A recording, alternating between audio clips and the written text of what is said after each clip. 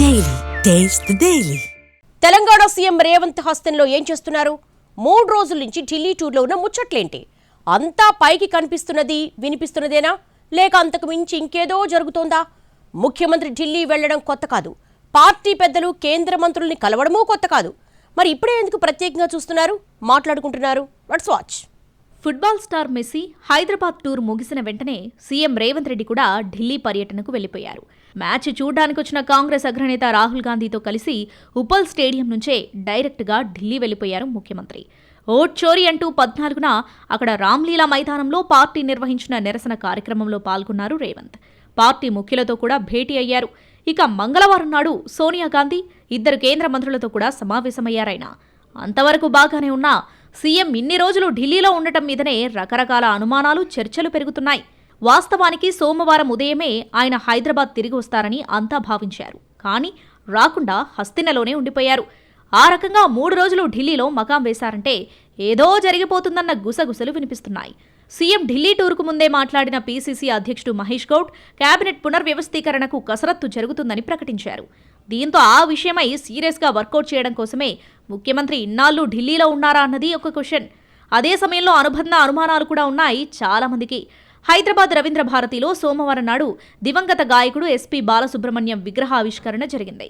ఆ కార్యక్రమానికి సీఎం రేవంత్ రెడ్డి వస్తున్నట్టు చెప్పారు. ఉదయం 11 గంటల నుంచి సాయంత్రం 3 గంటల దాకా ఇదే మాట వినిపించింది. ఎస్పీ బాలు విగ్రహాన్ని సీఎం ఆవిష్కరిస్తారని అనుకున్నా జరగలేదు. రాష్ట్ర మంత్రి శ్రీధర్ బాబు, మాజీ ఉపరాష్ట్రపతి వెంకయ్యనాయుడు, మాజీ గవర్నర్ బండారు దత్తాత్రేయ, తెలంగాణ బీజేపీ అధ్యక్షుడు రామచంద్రరావు ఈ కార్యక్రమంలో పాల్గొన్నారు. ఈ కార్యక్రమంలో సీఎం రాకపోవడానికి ఢిల్లీ మీటింగ్స్కు మించిన ప్రత్యేక కారణాలు వేరే ఉన్నాయా అన్న డౌట్స్ వస్తున్నాయి ఎక్కువ మందికి. ఎస్పీ బాలసుబ్రహ్మణ్యం విగ్రహాన్ని రవీంద్ర భారతిలో పెట్టడాన్ని వ్యతిరేకించారు కొందరు తెలంగాణ కవులు.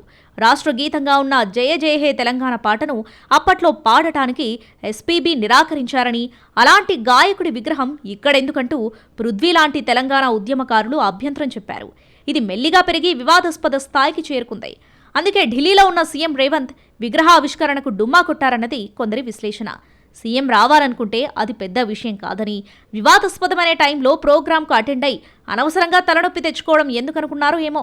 ఢిల్లీలోనే వివిధ కార్యక్రమాల్లో బిజీ అయ్యారన్న చర్చ నడిచింది.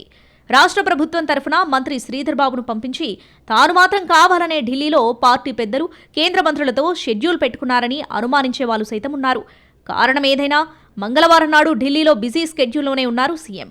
పార్టీ పెద్ద సోనియా గాంధీతో ప్రత్యేకంగా భేటీ అయ్యారు. కేంద్ర ఆర్థిక మంత్రి నిర్మలా సీతారామన్ని కలిసి రాష్ట్రంలో young India integrated residential schools ఏర్పాటుకు సహకరించమని విజ్ఞప్తి చేశారు. మొత్తం 105 స్కూల్స్ పెట్టాలనుకుంటున్నందున వీటి కోసం తీసుకునే రుణాలను ఎఫ్ఆర్బీఎం నుంచి మినహాయించాలని నిర్మలను కోరారు సీఎం. తర్వాత కేంద్ర మానవ వనరుల శాఖ మంత్రి ధర్మేంద్ర ప్రధాన్ను కలిసి రాష్ట్రంలో ఐఐఎం ఏర్పాటుకు కావలసిన 200 ఎకరాల భూమిని గుర్తించామని చెప్పారు. అనుమతులు మంజూరు చేస్తే అవసరమైన వసతులు కల్పిస్తామని కూడా వివరించారు. ఇలా కారణం ఏదైనా, ఎవరి అనుమానాలు ఎలా ఉన్నా ఈ టూర్లో రాష్ట్రానికి కావలసిన పలు అంశాల మీద సీఎం రేవంత్ దృష్టి పెట్టగలిగారన్నది ఆయన సన్నిహిత వర్గాల మాట.